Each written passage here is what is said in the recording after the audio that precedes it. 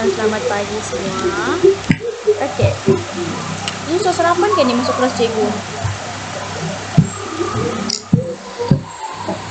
Sudah. Ada yang belum sarapan?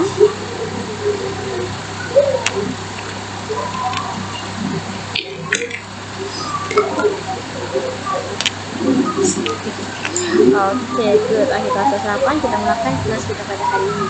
Okey, boleh nampakkan gambar yang cikgu bagi? Jadi ada gambar A dan juga gambar B.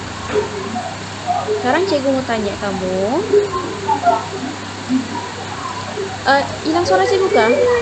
Tak dengar?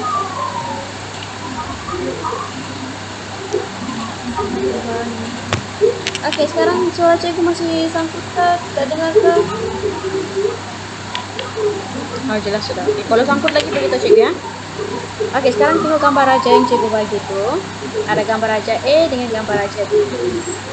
Okey, jadi cikgu mau tanya kamu, antara A dengan B ni, yang mana satu yang dia lagi dengar lagi kuat bunyi drum? A ke B? Okey, ada yang jawab A. Okey, yang lain kamu rasa A ke B? Okey, ada jawab A. Okey, sekarang cikgu, kenapa kamu jawab A? Kenapa kamu rasa A tu dia lagi dengar kuat bunyi drum? Kenapa B tu dia dengar slow?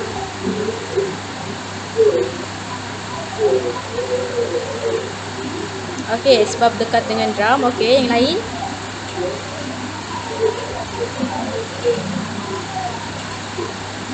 Okey, kalau B tu dia jauh sikit. Okey, good. Okey, jawapan B tu jauh sikit daripada drum. Okey, jadi jawapan kamu tu betul lah.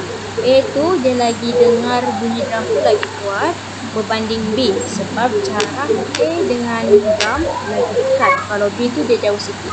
Jadi dia ada kaitan dengan pembelajaran kita pada hari ini, iaitu mekanisme pendengaran. Kita mau tahu macam mana kita boleh mendengar bunyi tu slow, macam mana kita boleh dengar bunyi tu kuat. Jadi hari ini kita akan belajar macam mana. Sekejap lah, cikgu angkat nota.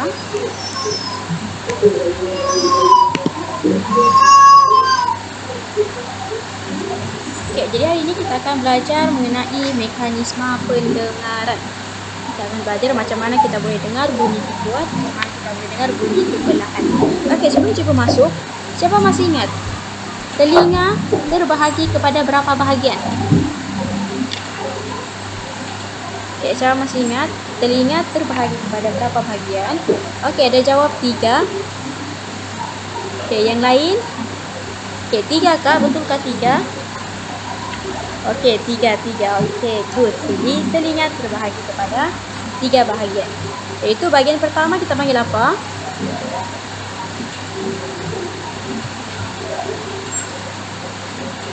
Okey, tak apa. Okey, telinga luar. Okey, jadi paling luar kita panggil telinga luar. Okey, yang bahagian kedua kita panggil telinga bahagian apa? Okey, ada yang jawab telinga tengah. Okey. Yang terakhir sekali kita panggil telinga bahagian dalam. Okey, very good. Jadi ingat ya, struktur telinga terbahagi kepada 3, iaitu telinga luar, telinga tengah dan juga telinga dalam. Sekarang kita belajar macam mana kita boleh mendengar bunyi. Okey, pertama sekali kita kena ada apa? Kita kena ada sumber bunyi ataupun kita panggil sebagai rangsangan. Okey, jelaskan soal cikgu. Okey, good. Jadi pertama sekali kita kena ada sumber bunyi ataupun kita panggil sebagai rangsangan. Ya, apa-apalah sumber bunyi. Macam tadi itu adalah drum. Drum itu adalah sumber bunyi kita. Okay, jadi sumber bunyi ni dia akan pergi ke kita punya cuping telinga yang paling luar ni. Okay, luar ni adalah cuping telinga. Okay, cuping telinga kita ni dia bukan saja di luar, dia ada fungsi. Fungsinya dia akan terima sumber bunyi tu, lepas tu dia kumpul dan dia hantar gelombang bunyi masuk ke salur telinga. Okay, nampak kan salur telinga tu? Okay, kamu boleh buka buku teks ya. Okay, jadi kamu mendengar sambil kamu tengok buku teks. Okay, buka buku teks muka surat 17. Semua ada buku teks kan?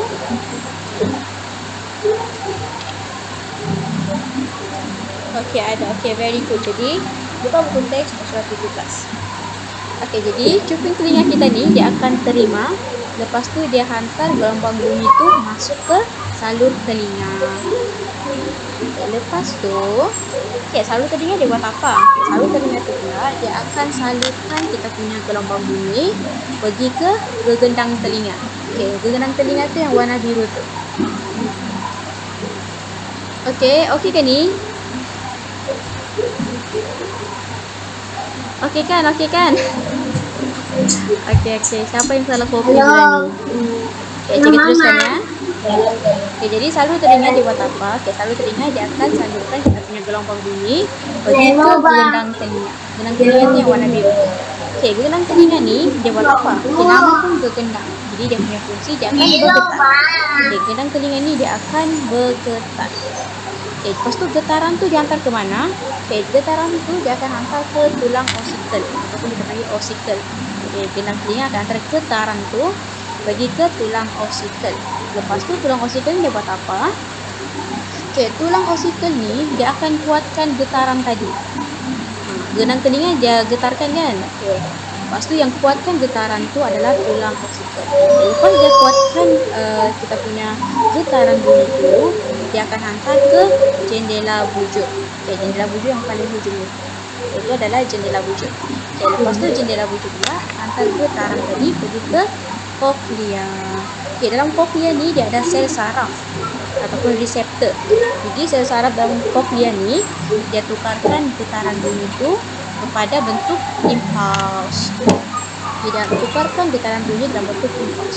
Okey, lepas tu impuls tu dihantar ke mana? Impuls ni akan dihantar ke saraf auditori. Ingat ya, kalau telinga dia ada nama khas untuk saraf, iaitu saraf auditori. Okey, auditori ni dia stand untuk audio. Jadi berkaitan dengan audio kita sebagai saraf auditori. Okey, nama pun saraf. Jadi fungsi saraf cuma satu, iaitu dah dengar? Syafiqah boleh dengar suara cikgu?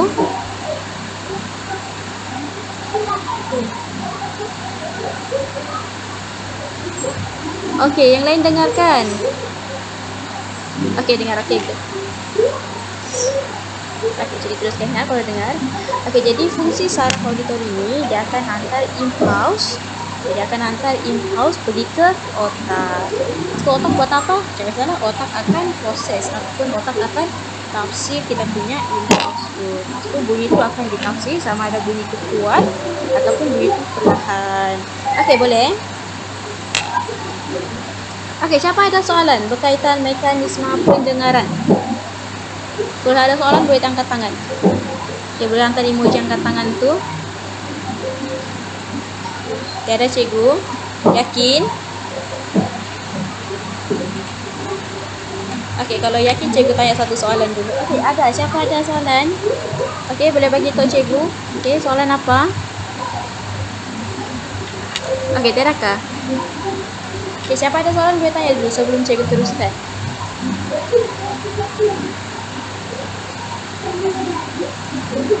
Okey, kalau tiada, cikgu minta kamu soalan.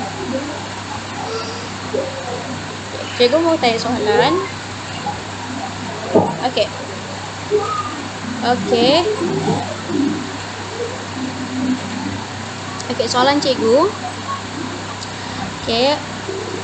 Struktur mana yang menguatkan getaran bunyi? Suara cikgu hilang lagi. Okey, Asmiza boleh dengar suara cikgu?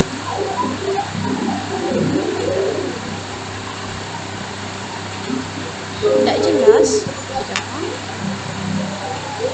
Okey, sekarang jelas ke atau masih lagi tak jelas? Sangkut-sangkut. Okey, kalau sekarang jelas ke tak jelas? Okey, jelas, sudah jelas. Okey, very good. Okey, soalan cikgu.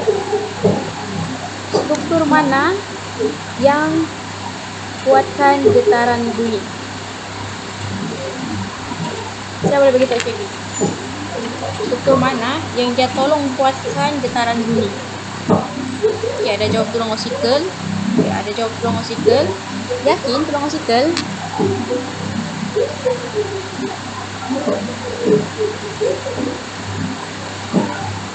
Okay, yakin saja. Okay. Betul tu jawapan kamu. Jadi, tulang osikel dia akan kuatkan getaran bunyi yang dia terima daripada gegendang bunyi. Lepas tu dia akan hantar ke jendela bujur. Okey, ikut tu.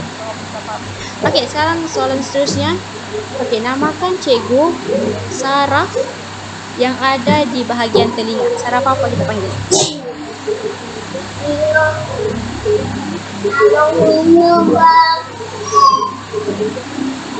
Okay, ada nama khas untuk telinga, dia ada nama khas untuk saraf. Okay, saraf apa?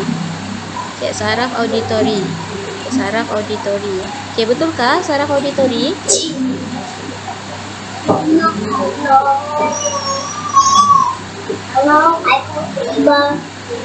Okay, good. Jadi nama saraf yang ada di mekanisme kita punya pendengaran di telinga kita namakan sebagai saraf auditori. Okay, good. Okay, sekarang auditorium. Oh, bukan ya. Auditori ya, auditori. Bukan auditorium, bukan. Okey, sekarang cikgu akan bagi kamu quiz. Okey, cikgu mau kamu try jawab dulu. Nina. Pergi lah sendiri abang saya mandi drink. Oh, kenapa kau sudah ambil air? Kau mau minum?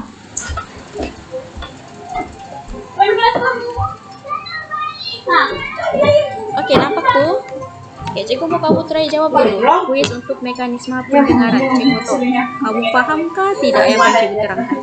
Kalau kamu faham yang cikgu terangkan tu, kamu boleh jawab. Kamu boleh jawab kuis ni. Okey, cikgu bagi masa dalam 7 minit hingga 10 minit. Okey, soalan tu senang, sangat senang. Ya, betul. Bukan cikgu hilang tadi. Cikgu cari kuis tu, sabar ah. Okey, boleh jawab. Aku saya sakit, aku menangis. Okey, sekarang cikgu sambung pula untuk mekanisme yang seterusnya, iaitu mekanisme penglihatan. Macam mana objek tu yang berkala ada warna tu kita boleh tengok. Contoh yang macam pokok-pokok ni lah, pokok kita boleh tengok kala warna hijau. Baju sekolah kita boleh tengok warna putih, skirt warna biru. Jadi tengok macam mana kita boleh tengok objek tu berwarna. Okey, kamu boleh rujuk buku teks muka surat 18.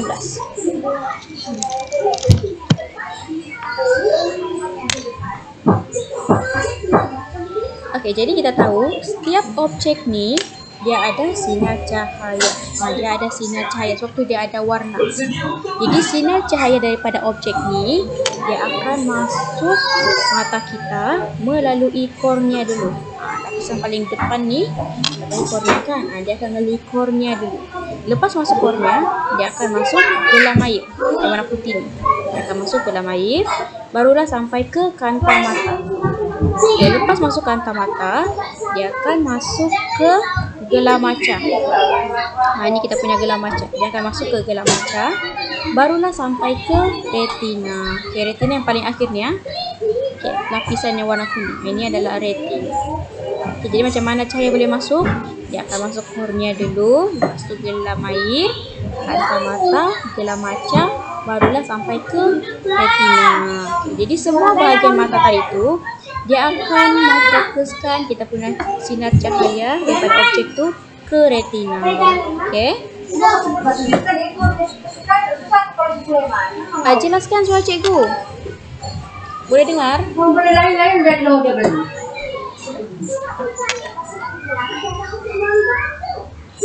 Okey, good. Kalau boleh. Okey, jadi cikgu teruskan. Jadi jangan cikgu teruskan. Lepas Okey. Jadi, lepas cahaya masuk sampai ke retina. Okey, dalam retina ni kita tahu dia ada fotoreseptor. Okey, saya masih ingat apa fungsi fotoreseptor? Okey, siapa ingat apa fungsi fotoreseptor dalam mata kita? Ada yang ingat atau ada lupa soal cikgu? Okey, cahaya. Okey. Yang lain? Okey, siapa masih ingat? Apa fungsi fotoreseptor? Ingat foto tu untuk apa?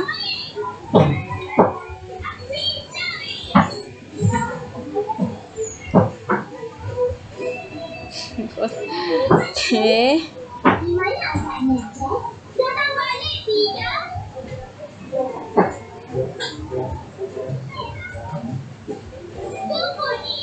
Okey, sel khas yang boleh menghasilkan impuls. Okey, good. Jadi, fotoreseptor ni adalah satu sel yang boleh menghasilkan impuls. Tapi foto ni, kalau dalam sains ni kita panggil cahaya. Ingat, kalau dalam sains kita panggil cahaya. Reseptor ni pula adalah sel khas yang boleh menghasilkan impuls. Jadi fotoreseptor ni adalah sel khas yang boleh menghasilkan impuls daripada cahaya. Okey, boleh? Clear?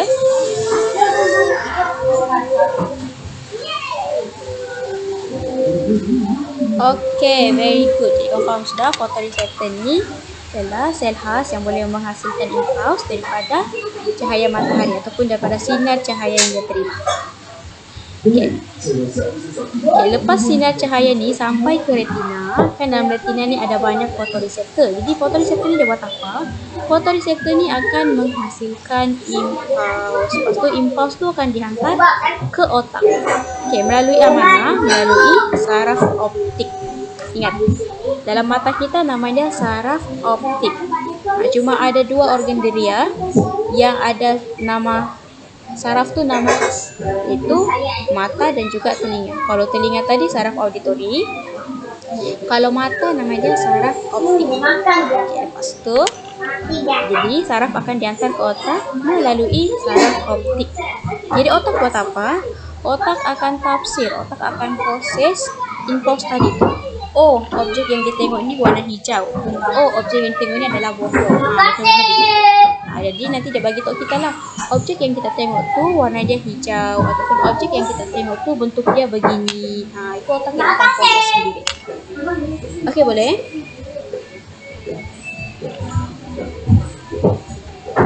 Okey, siapa ada soalan? Tak faham lah cikgu ataupun kurang faham lah cikgu mekanisme penglihatan ni? Okey, siapa kalau ada angkat tangannya?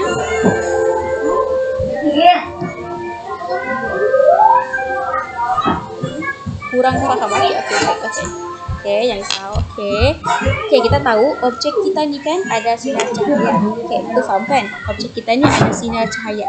Jadi sinar cahaya daripada objek ini akan masuk ke mata kita. Okey, dia akan masuk ke mata kita melalui kornea dulu. Lepas tu gelam air. Lepas tu dia masuk ke antara mata. Barulah sampai ke retina.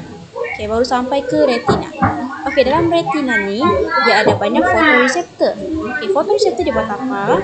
Fotoreseptor ni dia akan menghasilkan impuls. Ini berdasarkan mana? Berdasarkan sinar cahaya yang masuk tadi. Dia akan menghasilkan impuls. Lepas tu impuls tu akan dihantar ke otak melalui saraf optik. Okey, otak buat apa? Otak akan proses kita punya impuls tadi tu. Dia akan proses kita punya impuls. Okey, cahaya yang kita tengok tu warna dia warna hijau. Bentuk dia bentuk daun.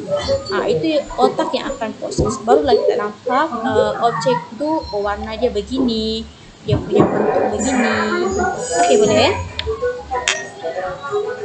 Okey, Raziana boleh?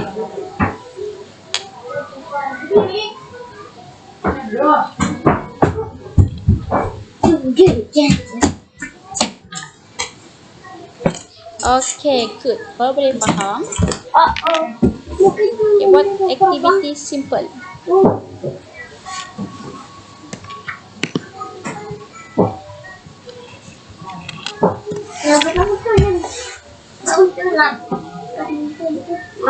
Lubang. Okay, sekejap ya. Kita makan. Okey, cikgu bagi masa dalam 5 minit. Cikgu mau kamu kenal pasti apa jawapan untuk ruang kosong 1, 2, 3, 4, 5 tu. Okey, pertama cahaya. Cahaya akan masuk ke mana dulu? Boleh?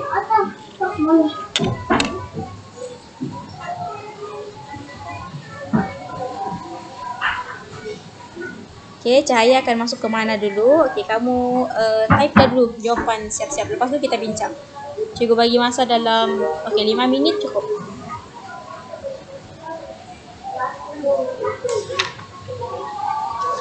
Jadi cahaya akan masuk ke mana dulu? Dia akan masuk ke kornea, lapisan luar, ataupun lapisan mata kita yang paling luar. Kita panggil sebagai kornea. Lepas dia masuk ke kornea, dia akan masuk ke gelam air. Warna putih itu kita panggil sebagai gelam air. Sebelum dia sampai ke kanta mata, kita tahu kanta mata kita warna biru. Sebelum dia sampai ke kanta mata, dia pergi satu tempat dulu. Kita panggil sebagai apa? Anak mata. Anak mata yang warna hitam ni pupil. Dia pergi situ dulu sebenarnya. Pupil. Dia pergi pupil. Good. Anak mata. Lepas tu pergi kanta mata. Pupil tahu kan pupil? Yang warna hitam ni, yang kecil ni. Yang kecil warna hitam kita tu kita panggil sebagai pupil. Jadi anak mata baru pergi ke kanta mata kita, baru masuk ke kanta mata kita. Lepas sampai ke kanta mata, pergi mana dia? Dia akan pergi ke gelam maca. Good. Dia akan pergi ke gelam maca. Lepas ke gelam maca, barulah dia sampai ke retina. Dalam retina ni akan ditukarkan kepada impuls. So impuls tu akan diantar ke mana? Akan diantar ke saraf optik. Lepas tu barulah ke otak. Good. Jawapan kamu ni banyak yang betul. Maksudnya kamu tahu soalan macam mana mekanisme penglihatan. Ada apa-apa soalan berkaitan mekanisme penglihatan?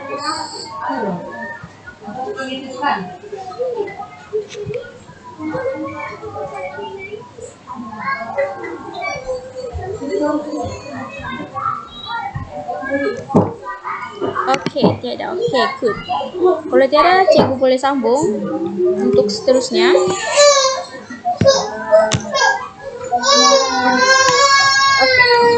Cikgu sekarang ni, kamu ada pen kah? Ada pen? Coba kamu keluarkan pen. Kamu keluarkan pen, lepas tu coba kamu try cucuk hujung jari kamu. Coba kamu try cucuk hujung jari kamu. Sakit kan tak? Sakit.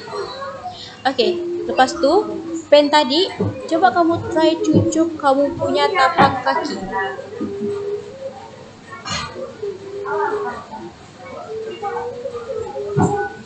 Geli. Tak sakit. Dia masih sakit tapi dia kurang sakit, betul kan? Mana lagi sakit? Kita cucuk di hujung jari ataupun kita cucuk di tapak kaki? Geli. Betul-betul geli. Hujung jari. Good.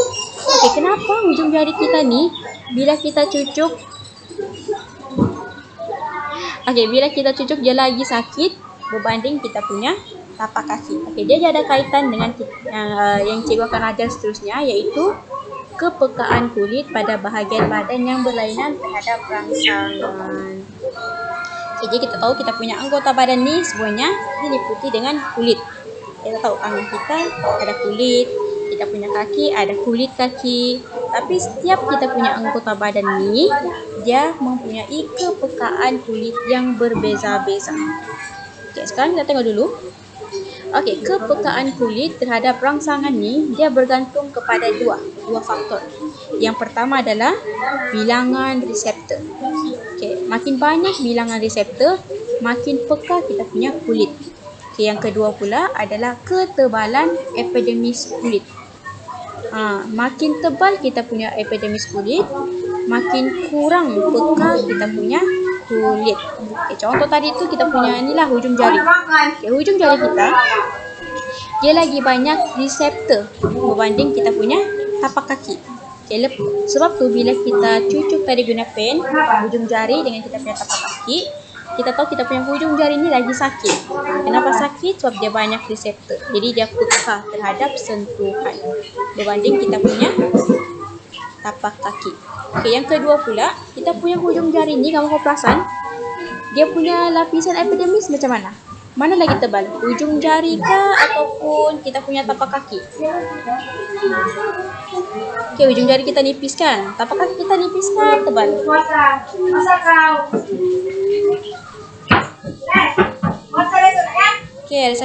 Tapak kaki kita tebal. Good. Jadi kalau kita pasang kita punya tapak kaki ni, dia punya lapisan epidermis tu lagi tebal berbanding kita punya hujung jari. Sebab tu bila kita guna pen, kita hujung jari kita ni lagi sakit berbanding kita punya tapak kaki. Okey. Selain hujung jari dengan tapak kaki, lidah, hidung dengan bibir pun dia sangat peka terhadap sentuhan. Kita punya lidah ni kita tahu lah dia ada banyak reseptor. Kita punya hidung pun, bibir pun sama. Dia sangat peka terhadap sentuhan. Contoh yang kurang peka ataupun bahagian badan yang kurang peka macam kita punya ni, siku. Siku ni, dia ni pun kurang peka. Lidah tu betul. Kalau tergigit pun sakit kan, walaupun kita gigit sekejap pun sakit. Jadi sebabnya tu lidah kita dia sangat peka. Dia peka terhadap sentuhan. Yang lain pula kalau kurang peka, tapak kaki, siku, belakang badan. Kita punya paha ni pun dia kurang peka juga. Sebab dia punya lapisan epidermis tu tebal. Kalau kamu biasanya, kalau kita kena injekkan, kena injection, kita biasanya diinjek di bahagian mana?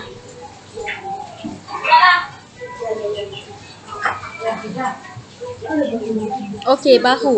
Kenapa dia injek di bahagian bahu? Kenapa dia injek di bahagian tangan ke? Ada yang kata urat. Yang lain selain urat?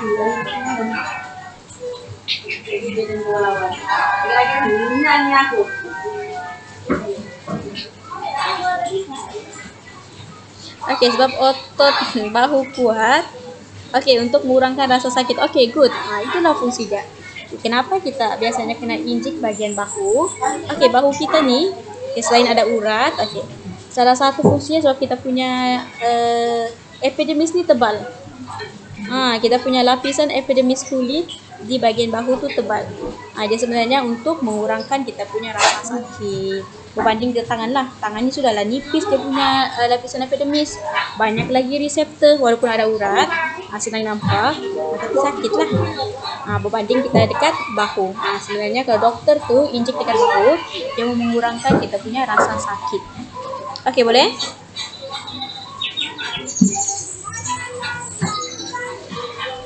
Betul. Macam ambil darah. Sekarang siapa pernah nampak tikar ni? Kita coba bagi tikar ni.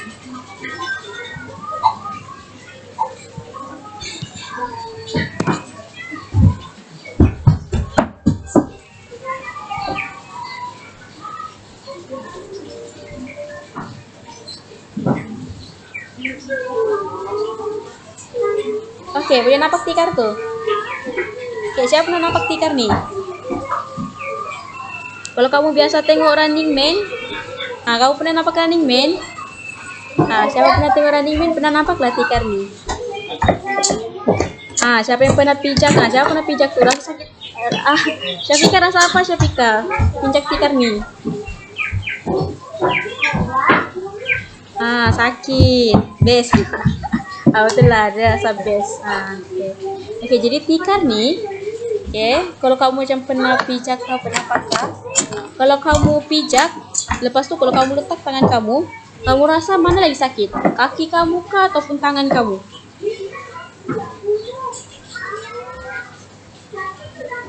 Mana lagi sakit? Bila kamu letak kaki kamu, lepas tu tangan. Tangan? Ada yang cakap kaki. Kaki kah tangan kamu kah yang rasa sakit? Sebenarnya kalau kamu rasa kaki kamu sakit, sebab berat badan kita ni kan, itu kan kita sakit. Tapi kalau kita tangan kita ke bawah, lepas tu kaki kita ke atas, sebenarnya kita punya tangan lagi sakit. Kalau kamu rasa tu kaki kamu sakit tu, sebab kita punya berat badan. Tapi sebenarnya kalau kita bandingkan mana lagi sakit, kaki ataupun tangan, kita letak begitu, tangan lagi sakit. Sebab apa? Lapisan epidermis tangan tu lagi nipis berbanding kita punya kaki. Betul lah, itulah maksud Syafika. Betul lah tu Syafika. Selain dia punya lapisan epidermis, yang tahu lagi kenapa tangan lagi sakit berbanding kaki? Okay, siapa lagi tahu kenapa tangan lagi sakit dibanding kaki bila kita letak dekat tikar begini? Selain dia punya lapisan epidermis, ada satu lagi tuh. Kan ada dua faktor. Faktor yang kedua tuh apa? Bilangan apanya yang banyak? Sebab itulah dia lagi rasa sakit.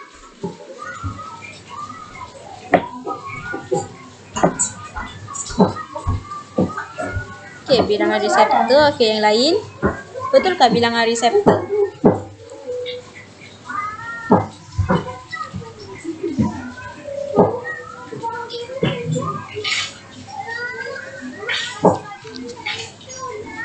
Okey, betul lah tu. Jadi bilangan reseptor sebab kita punya tangan ni lagi banyak. Bilangan reseptor berbanding kita punya tapak kaki. Okey, boleh faham? Kepekaan untuk kulit.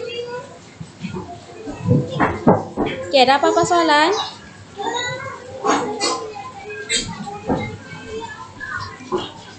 Okey, very good. Kalau tidak kita teruskan.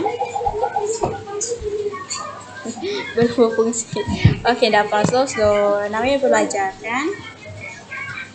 Okay, yang penting kamu ada idea sikit-sikit tu okey sudah. Kamu faham konsepnya sikit tu okey, faham sudah. Okey, tadi kita belajar kepekaan kulit kan? Sekarang kita belajar pula kepekaan lidah kita. Okey. Okey, kita tahu kita punya lidah ni banyak reseptor rasa, iaitu tunas rasa kan. Nanti juga bagi tahu tadi kalau cikgu titikkan satu titik air lemon, kita tetap rasa masam sebab kita punya lidah ni banyak reseptor rasa. Okey, untuk lidah ni kita punya lidah ni semua kita punya lidah ni, okey, kita punya lidah ni dia peka terhadap kelima-lima rasa. Tetapi ada kawasan yang berbeza tu dia mempunyai kepekaan yang berlainan ataupun dia lebih peka terhadap satu rasa. Dia lebih peka, dia bukan tidak peka, dia lebih peka. Okey, cikgu bagi contoh lah, cikgu bagi contoh. Okey, kawasan yang paling depan ni dia lebih peka kepada rasa manis. Dia lebih peka kepada rasa manis. Sebab tu bila kita makan aiskrim, biasanya punya lidah depan tu kan, kita makan aiskrim. Sebab dia lebih peka kepada rasa manis. Dia bukan tidak peka kepada rasa pahit, peka, tapi dia lebih peka kepada rasa manis. Jadi bila kamu jawab soalan, jangan cakap tidak peka. Kamu cakap lebih peka. Okey, boleh? Dia lebih peka kepada rasa manis. Ujung lidah kita ni dia lebih peka kepada rasa manis. Untuk yang bahagian tepi pula. Okey, untuk yang bahagian tepi lidah. Kenapa yang tepi lidah warna hijau ni?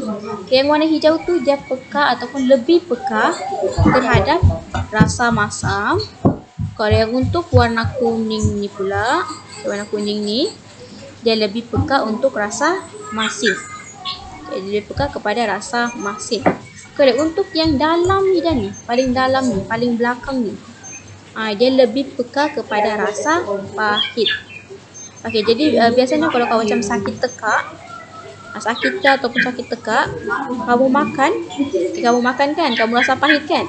Bahagian lidah mana yang kamu rasa pahit?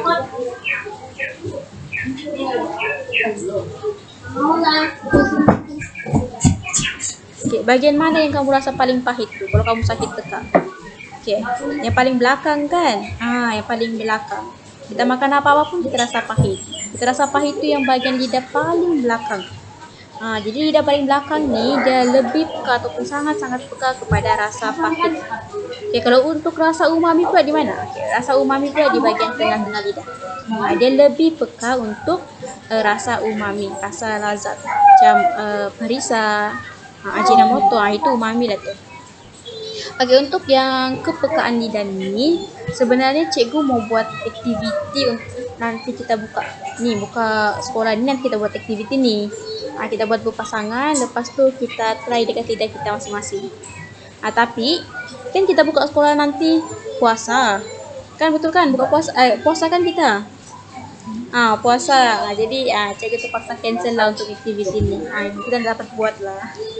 Kita tak dapat buat aktiviti ni. Sayang lah aktiviti ni best. Jadi nanti cikgu cari aktiviti apa lagi yang kita boleh buat yang bulan puasa. Tunggu raya. Ah, lama lagi kalau tunggu raya. Sempat kita masuk bab 2. Oke, jadi untuk aktiviti ini kita dapat buat. Tapi cikgu akan bagi kamu soalan.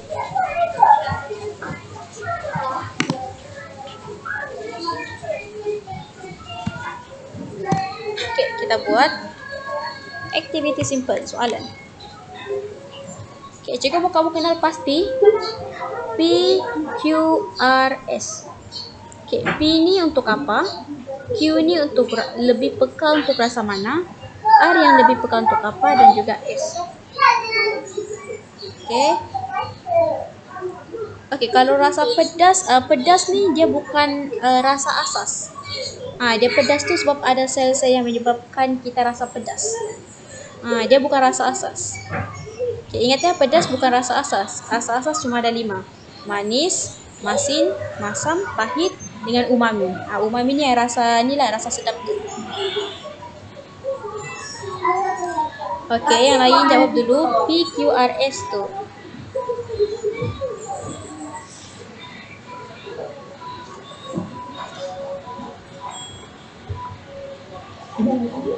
Oke, ada jawab. Oke, kita tunggu kawan-kawan dulu, lepas tu kita bincang.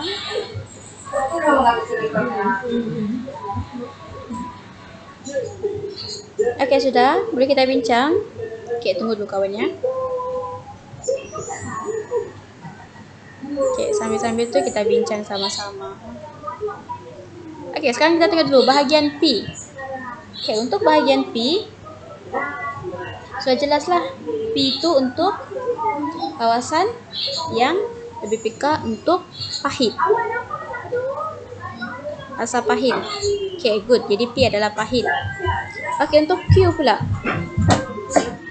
Oke, ada yang jawab Q tu masin kah masam? Coba tengok betul-betul. Q tu. Oke, jadi Q tu untuk masin. Q masin. Kalau R pula masam. S manis. Aku jumpa kita. Jadi dia S tu lebih suka untuk rasa manis. Okay, very good. Okay, banyak yang jawab betul. Okay, sekarang cikgu tanya soalan pula. Okay, boleh bagi cikgu satu contoh. Okay, bagi contoh untuk P. Contoh makanan untuk P. Siapa boleh bagi tahu cikgu contoh makanan untuk P? Okay, peria sayur. Sayur tu betul juga, tapi mesti spesifik lah bagi tahu sayur apa. Sayur peria. Bukan semua sayur tu pahit. Betul. Ubat tu betul pahit ubat. Okey, jadi peria. Okey, contoh lain lagi kamu bagi tahu cikgu contohnya macam kopi tanpa gula.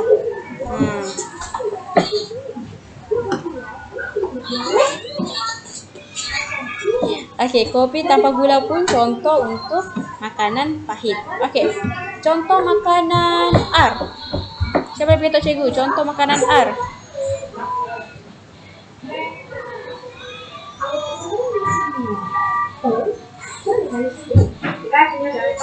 Okey, lemon. Okey, lain. Asam-asam. Okey, good. Okey, limau. Okey, jawab limau. Okey, good. Air laut masam. Okey, cuka. Okey, betul. Very good.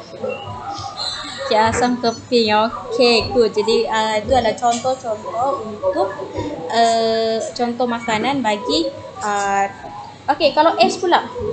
Okay, contoh makanan bagi S apa? Okey, gula-gula. Okey.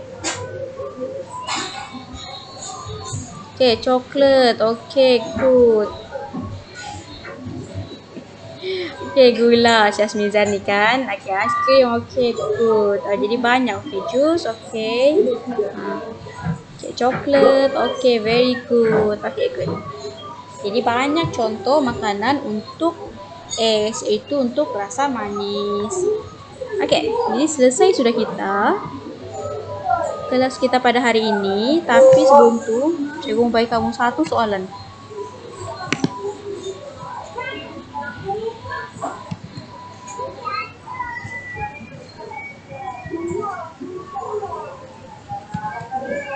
ya. Cikgu mau bagi kamu satu soalan. Oke, soalan nih habis kelas nih kamu pikir apa jawaban dia? Ya, senyuman. Oke. Oke, betul itu Raziana. Oke. Jadi cikgu mau kamu pikir habis kelas nih apa jawaban dia? Nanti hari Jumat cikgu tanya balik. Oke, tengok. Nampakkah soalan yang cikgu bagi itu? Oke, nampak. Jadi ini untuk kombinasi antara deria rasa dan juga deria bau. Oke, jadi kita perhatikan gambar aja untuk 1.10.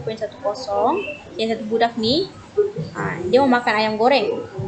Tapi dia tutup dia punya hidung, baru dia makan. Jadi kamu rasa-rasa, budak tuh dia dapat rasakah kesedapan ayam goreng itu? Dia dapat rasakah atau tidak dapat rasa? Lepas tu adakah deria bau tu dia memainkan peranan semasa seseorang merasa makan? Jadi ini cikgu mau kamu pikir sendiri jawaban. Hari Jumaat cikgu tanya balik, boleh? Kalau makan sayur begitu. Pahit kan sayur? Cikgu pun dah suka makan sayur.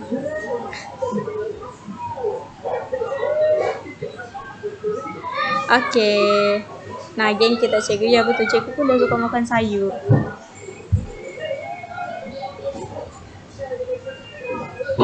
Oke, jadi kamu boleh kan? Oke, boleh ya. Tulis jawapannya nanti. Hari Jumaat cikgu tanya balik.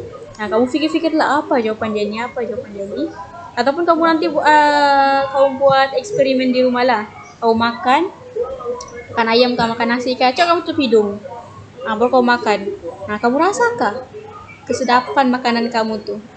Kamu rasa tidak rasa langsung kah, ataupun kamu rasa kurang rasa kah, atau macam mana? Nanti kita bincang hari Jumaat. Nanti boleh coba. Nanti kamu makan nih, kamu coba makan tapi kamu tutup hidung. Bukanlah sampai dari awal sampai habis kamu makan kamu tutup hidung, enggak lah. Coba untuk satu suap tuh cukup lah. Pengsan kamu nanti. Oke. Ada apa-apa soalan? Betul KO. Dari awal makan sampai habis makan jadi tutup hidung. Cukuplah satu suap tuh kamu tutup hidung, kamu rasa apa yang kamu rasa. Oke, tidak soalan? Oke, kalau tidak soalan, macam biasa kita akan buat vote undi.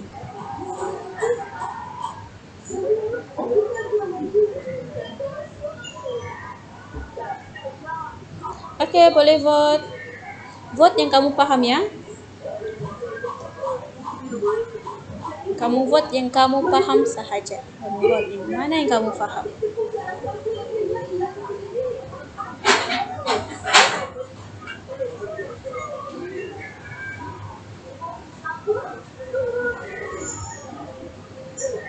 Oke, yang lain boleh vote.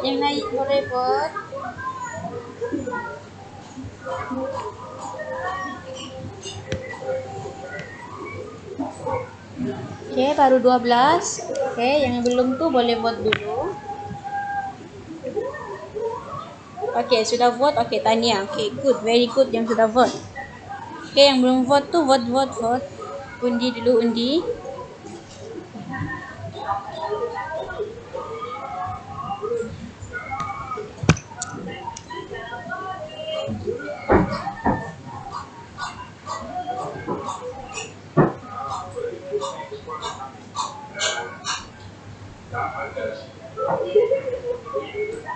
Oke, boleh Azmiza.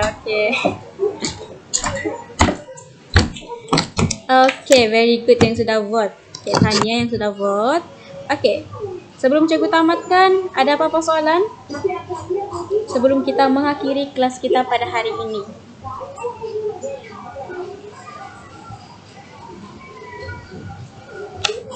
Oke, tiada. Oke, good. Oke, kalau tiada kelas kita, kalau tiada soalan, oke, kita tamatkan kelas kita pada hari ini. Kita jumpa lagi hari Jumaat. Oke, thank you datang kelas. Kita jumpa hari Jumaat. Oke. Oke, bye. Oke, welcome. Oke, bye.